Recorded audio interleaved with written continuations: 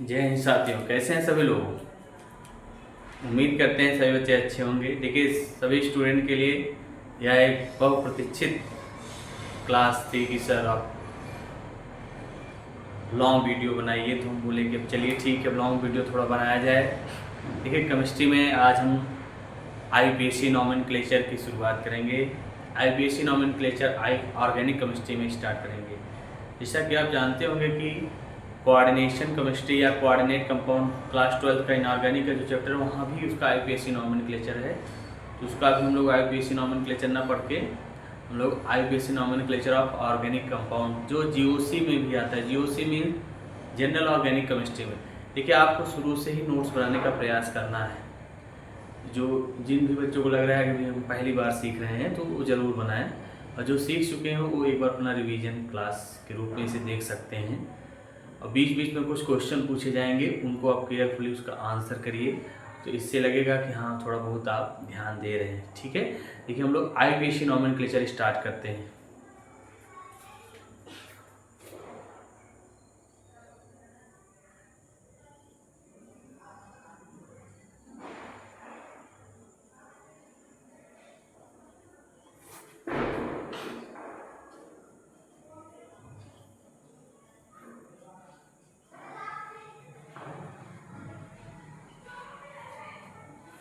IPAC nomenclature जो है ये आपको क्लास 10th में भी देखने को मिलता है, क्लास 10th 4th चैप्टर में। तो carbon and its compound chapter का नेम है एनसीईआरटी, तो उसी में आपको देखने को मिलेगा। इसका नेमिंग करने के लिए आपको कुछ एक फार्मूला है उसे ध्यान देना पड़ेगा कि फार्मूला लिखा कैसे जाएगा, फिर उसको फॉलो करना होता है विथ ऑर्डर, यानी क्रम से फॉलो करना होता है। ठीक है, तो फार्मूला हम लिख रहे हैं, एक बार उसको देख लीजिए, फिर उसका शॉर्ट फॉर्म भी हम बता रहे हैं कैसे इसको नोट करना है। ठीक है,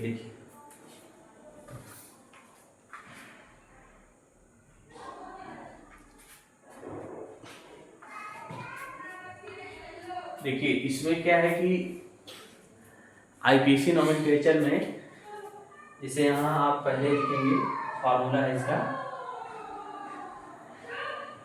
फार्मूला क्या है, पहले हम लोग प्रीफिक्स से लिखेंगे प्लस रूट वर्ड लिखेंगे, फिर प्लस में प्राइमरी सफिक्स लिखेंगे,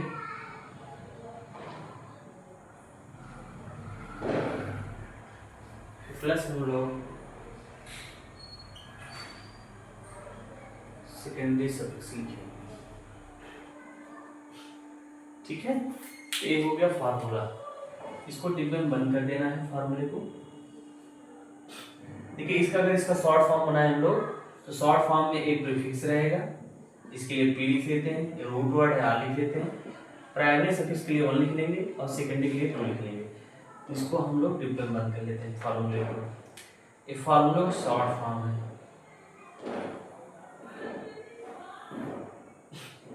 अब बार बार तो हम लोग पूरा फुल फॉर्म लिखेंगे नहीं कि prefix root word primary suffix secondary suffix.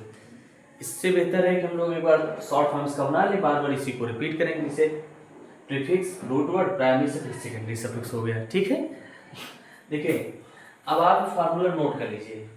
Formula क्या करिए, नोट कर लीजिए। फार्मूला आप एक बार इसको देख के नोट कर लीजिए।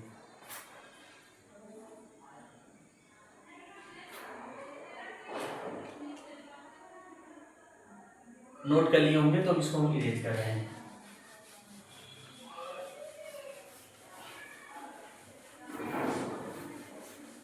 देखिए, हम लोग अब एक टेबल बनाएंगे जिसमें कि पूरा एक एक कॉलम में सब कुछ कैसे लिखना है उसके बारे में ध्यान देंगे। जैसे पहले प्रीफिक्स है, प्रीफिक्स हो गया। दूसरा कॉलम जो है हम लोग का है रूट वर्ड। फिर तीसरा कॉलम क्या है, प्राइमरी सफिक्स है। चौथा कॉलम है सेकेंडरी सफिक्स। देखिए, सेकेंडरी सफिक्स यानी ए वाले कॉलम को सबसे बड़ा रखना है, क्योंकि सबसे अधिक इसी में चीज़ें आने वाली हैं। ठीक है, इस बात का आप ध्यान दीजिएगा। देखिए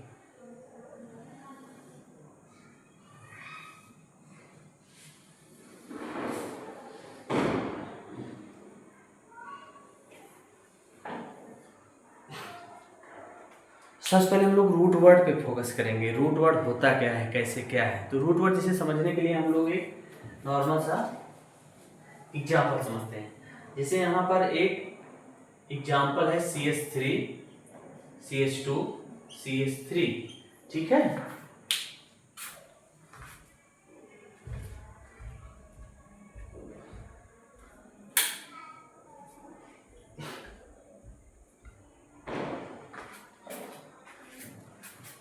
अब जैसे देखिए CH3 CH2 CH3 इसमें 1 2 3 यानी 1 2 3 तीन कार्बन। कितने कार्बन? 3 कार्बन।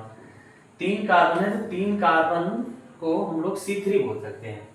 3 कार्बन को क्या बोल सकते हैं? C3। इसी प्रकार से अगर कहीं देखिए CH4 लिखा है यानी इसमें केवल कार्बन है तो इसे C1 लिख सकते हैं। ठीक है, CH4 में केवल 1 कार्बन है तो C1 लिख सकते हैं। CH3 CH2 में है तो C3 लिख सकते हैं। इस बात का ध्यान दीजिए। जैसे यहाँ जब केवल 1 कार्बन होता है तो हम लोग मेथ बोलते हैं। ठीक है, METH।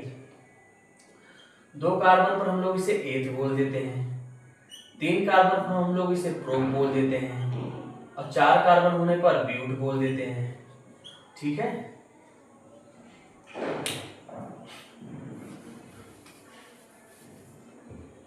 और 5 कार्बन होने पर पेंट कह देते हैं। 6 होने पर हेक्स कह देते हैं और 7 होने पर हेप्ट कह देते हैं और 8 होने पर ऑक्ट कह देते हैं और 9 होने पर नॉन बोल देते हैं और 10 होने पर इसे डेक बोल देते हैं। ठीक है, 10 होने पर इसे डेक बोल देते हैं। ठीक है, यहाँ तक आप लोग को दिख रहा होगा। तो C8 है, C9 को नॉन NONE और C10 को DEC डेक डेक पढ़ेंगे। ठीक है, इस बात का ध्यान दीजिएगा। यहाँ तक आपको दिखाई दे रहा होगा। C9 को नॉन बोलते हैं और C10 को डेक बोलते हैं। इस बात का विशेष ध्यान दीजिए।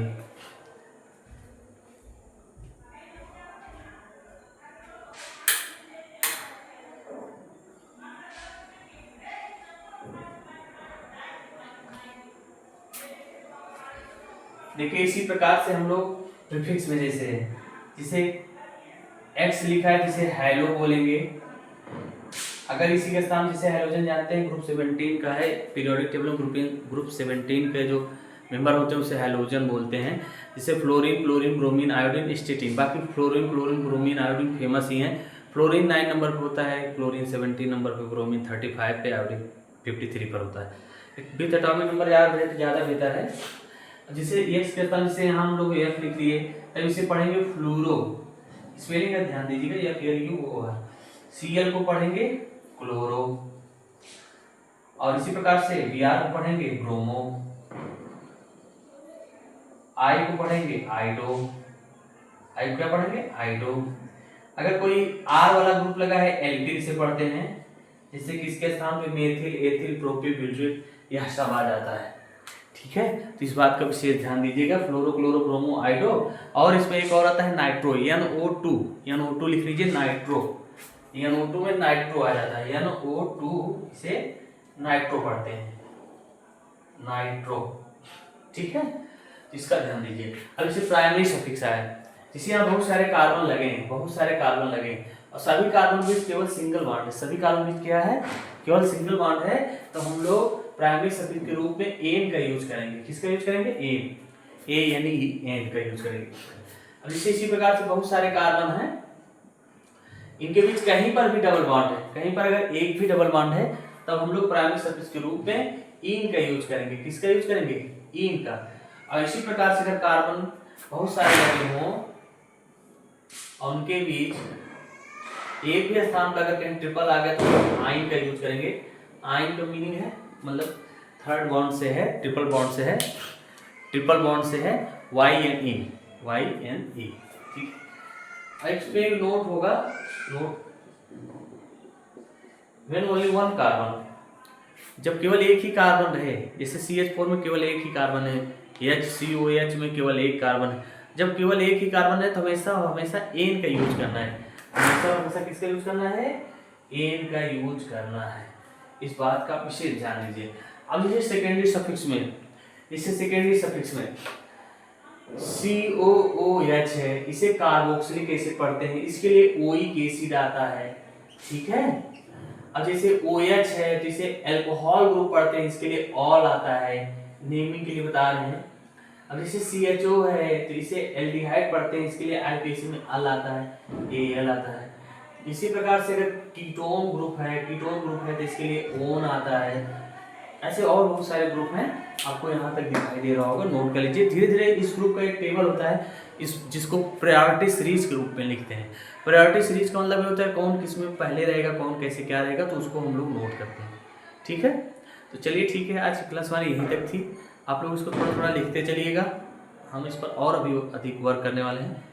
अगर सब कुछ जैसा है, अगर वैसा चलता रहा तो बहुत बड़ी स्थिति में हम लोग आ जाएंगे, बड़े चैनल के रूप में हम लोग बनने का प्रयास करेंगे और व्यवस्था भी बेहतर करते रहेंगे दिन प्रतिदिन। बस आपका सहयोग बना रहे। Thank you.